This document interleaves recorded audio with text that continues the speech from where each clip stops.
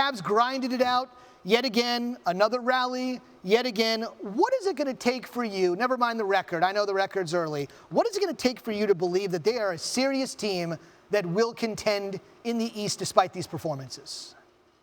Well, a couple of things. Number one, when they play defense consistently, which I think they know. And number two, when you get some more production from J.R. Smith. Obviously, Dwayne Wade came off the bench, dropped 23 points in 37 minutes. Kyle Korver, particularly against the Knicks of the night, has shown the marksman that he is. It's not to say that J.R. Smith hasn't played better, but there's a level of consistency that you're going to need to get from him, particularly when he's getting 35, 36 minutes in a game. He needs to shoot better than 2 of 7 from the field.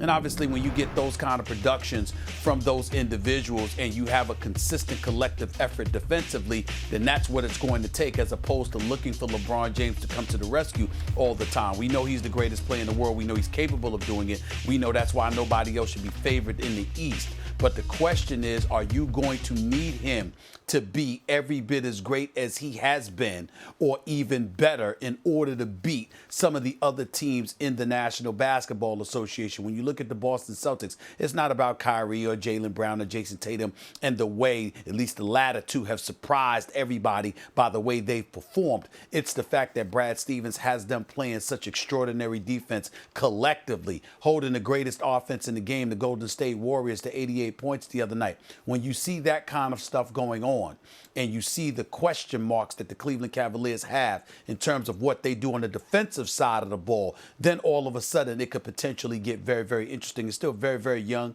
in the season. We all know that LeBron James is the man to take down in the Eastern Conference, which is going to unlikely occur. But nevertheless, you are looking at the Cleveland Cavaliers as being the oldest team in the league, averaging age 30, and you don't want to find yourself in a situation where you're saying, LeBron, could you please take us there, because nobody else is doing what they're supposed to be doing consistently, although Kevin Love has been helping out admirably.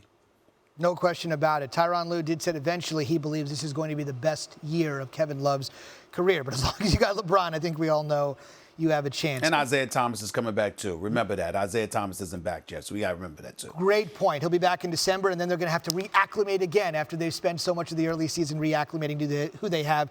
Great point by Stephen A. Hey, last thing for you. We showed the Thunder blowing a 23-point lead. They've won 3 in a row. They've looked okay, and then they looked the way they did last night. Who are the Oklahoma City Thunder right now?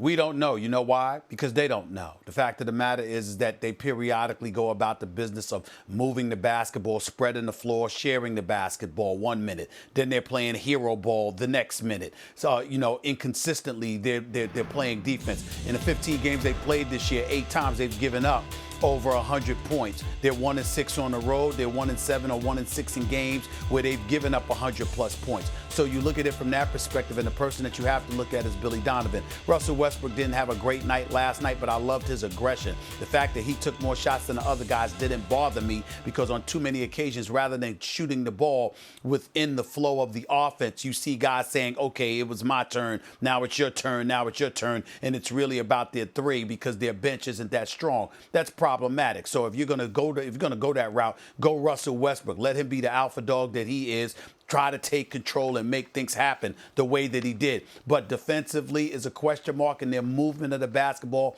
is a question mark. We have to look at Coach Billy Donovan when it comes to stuff like that.